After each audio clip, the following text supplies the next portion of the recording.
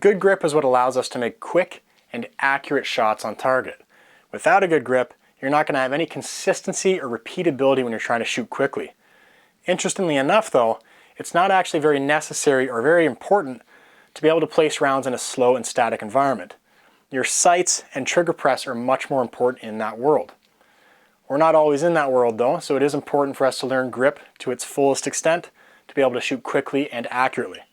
So let's get into that. Just like most things in shooting, your grip is going to be unique to you. No one else is going to have the same pressure or angles on the firearm that you're going to be applying. Now, your grip is going to take an extensive amount of tweaking, as the smallest amount of pressures in the right or wrong places can make or break a good shot and a good follow-up shot.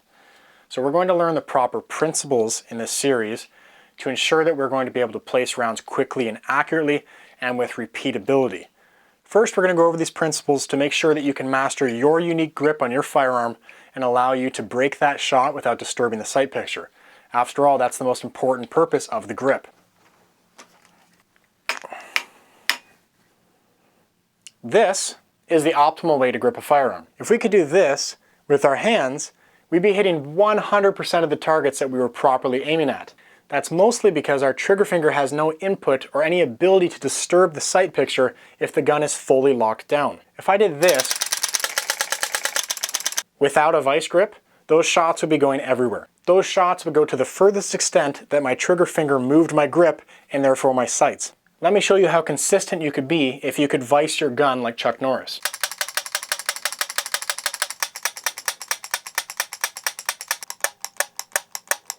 So that's amazing, but unfortunately we can't carry around a vice with us. Another issue we run into is we can't grip the slide. On most pistols, the action or slide will be reciprocating to the rear on every shot, meaning that our hands can only encompass the portions of the firearm that aren't moving, lest we cause a malfunction. If we could shoot the pistol like this, we'd likely get similar results. With that said, we want to place our hands as close to this reciprocating part as possible because we're trying to stop this from moving.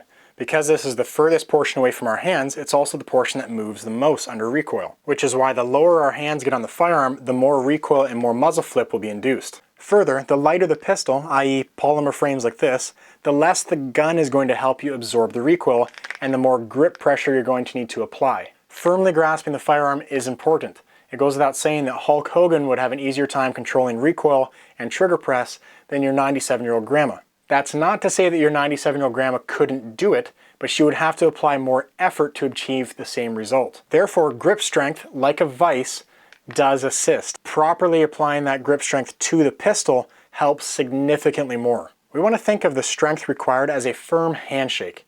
Only jerks squeeze at their full strength. The same should apply to your firearm. Squeeze as firmly as possible, but not to the point where you're inducing a tremor on the gun. With these nerd glasses, I'm going to show you what that tremor looks like when you're over gripping the pistol. This wobble that's induced from over gripping doesn't really come into play for most shooters, but it also isn't beneficial to over grip due to the lack of fine motor control when 100% of your muscles are being flexed. This overexertion is a beginner mistake that you can see across basically any sport. It's not normally beneficial for an athlete to overexert themselves in a position or during a movement. You'll find after a lengthy session of dry fire that the little muscles in your finger can get quite tired quickly. It's the same with all the rest of your digits. If we lose strength in our support hand and firing hand and even trigger finger, we're going to lose our ability to control the firearm under recoil and deliver accurate rounds on target. Don't waste your little muscles. We want to ensure that we're only applying pressure when it's necessary. This is referred to as variable hand pressure. For instance, we don't need a squeeze crush grip on the gun while we're reloading it. We also don't need a squeezing, crushing grip on the gun while we're obtaining sight pictures. When we do want to apply pressure on the gun is when we're going to be applying pressure on the trigger. That's because we want to ensure that we can maintain that sight picture on the trigger press and the trigger brake. Just like a boxer isn't sitting there flexing in his stance, waiting for a punch to come in or to throw a punch, he's ensuring that he's relaxed, and when he needs to flex his muscles and use that pressure, he's doing so. Otherwise, we're going to run out of grip strength and energy very quickly. Just like in grappling arts like jiu-jitsu and wrestling, we're not using 100% of our muscle tension and strength at all times, otherwise we wouldn't even last 20-30 seconds. We want to make sure that we're using leverage in our skeletal system to maintain holds, and then when we need to, we can use explosive muscular power to secure the hold. just like in firearms. The last thing we want to conceptualize before we go into the principles is the path of least resistance for the energy under recoil. It can't reciprocate sideways, it only reciprocates back on the rails. The energy wants to go to the path of least resistance.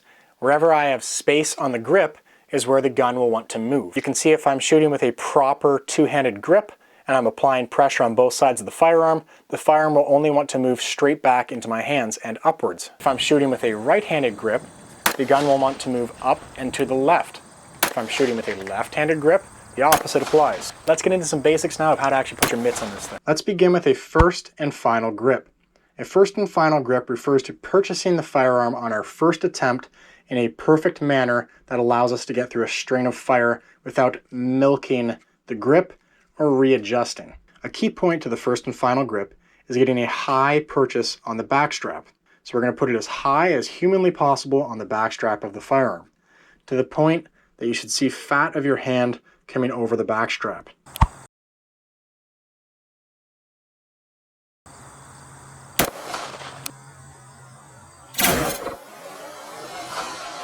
One of the ways to achieve this is to apply pressure with your middle finger underneath the trigger guard. This will counteract the backstrap pressure and push your hand further up into the tang. That pressure looks like this. As much as possible with our first and final grip, we want to ensure that our hand enters the backstrap in alignment with our wrist and forearm. You can see the top of the firearm runs in alignment with the bones in my forearm. The reason why we try to keep this alignment as much as possible is because if our firearm is off alignment, when the recoil comes in, it'll actually push our wrist in a direction that we do not want. This will lead to inconsistencies in our follow-up shots. An easy way to figure out if you're in alignment is to apply pressure to the grip. If I were to apply pressure right now, the gun would want to pull to the right. If I were to overgrip the pistol and apply pressure, the firearm would want to push to the left. With a proper grip alignment, when I apply pressure to the frame, the gun moves straight back into my hand. The way that I'm applying pressure to the pistol is in a diagonal line from my forefingers to my thumb, like this. This diagonal pressure ensures that my hand is staying as far up as possible on the tang of the pistol. Another tip is to align the front and middle knuckles of our hand downrange, or parallel with the muzzle.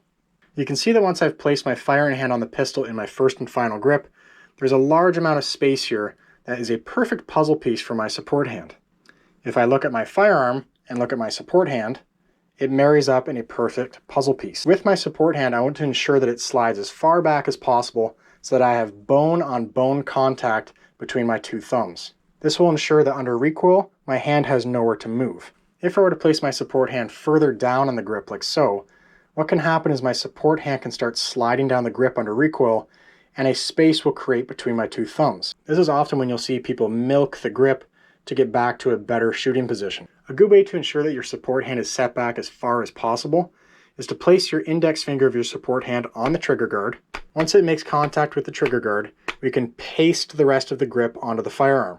An issue that you can run into when placing your support hand is placing it too far forward. Try to remember when you're forming your grip to slide it back as far as possible into your right hand. Remember, we want to control as much real estate on the frame as possible to prevent movement of the firearm under recoil. In terms of our wrists, we want to ensure that they are locked out, meaning that they don't allow our hand to pivot the firearm up or down under recoil. This is the same thing that you do when you do push-ups on your knuckles. Locking the wrists allows the energy to be absorbed in the elbows and down the line of the arm into the shoulder instead of at the wrist, which would cause greater lift and decline of the point of aim under recoil. Watching the wrist in these clips, you can notice that it stays locked and the recoil travels down the arm. Even when a poor grip is established low on the frame, you can see that the wrist doesn't allow the pistol to flip upwards. Also, something to consider in accordance with our grip is the angle of our elbows in relation to the gun. When we start getting into live fire, this is something we want to play with to see where the gun tracks. Tracking meaning, where does it go on recoil? Does it go up and to the left? Does it go up and to the right? Does it come straight up and straight back down? Or does it come straight back and straight forward?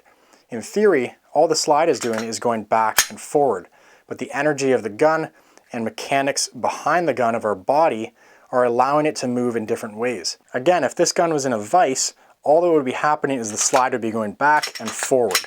It wouldn't be going up or to the right or to the left. So when we start our live fire, it's a good idea to play with the positioning and angle of our elbows and body behind the gun.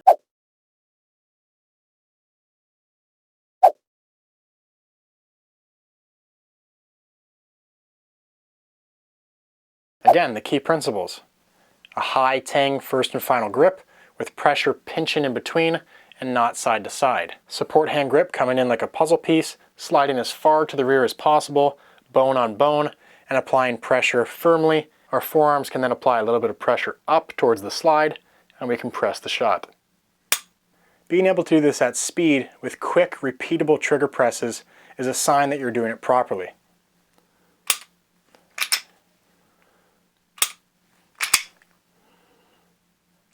There are many different grip styles that can accomplish this same task. For instance, using the support hand index finger to pull the firearm in from the trigger guard. There are some shooters that prefer a very high grip, or Bob Vogel's grip that he applies very far forward on the firearm.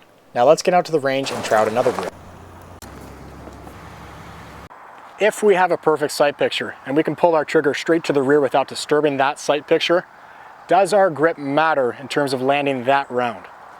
Let's find out.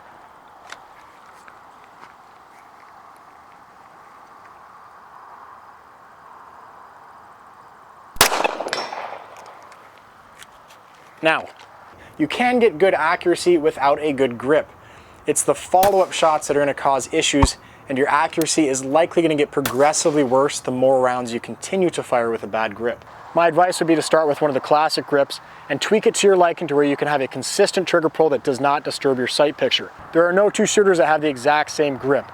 If you think about all the pressures and angles that we're torquing the firearm at, every firearm grip is unique. Don't get hung up on what someone else is doing. If you can pull the trigger straight to the rear without disturbing your sight picture, continue on with that grip. Like we've discussed with the other skills in shooting, the principles stay largely the same across the board for everyone, and you might need to make micro adjustments to your grip to make it work for your body. There is, however, a few different techniques that are horrible across the board that should be avoided. For instance, the teacup grip, the wrist grip, the crossed thumbs grip.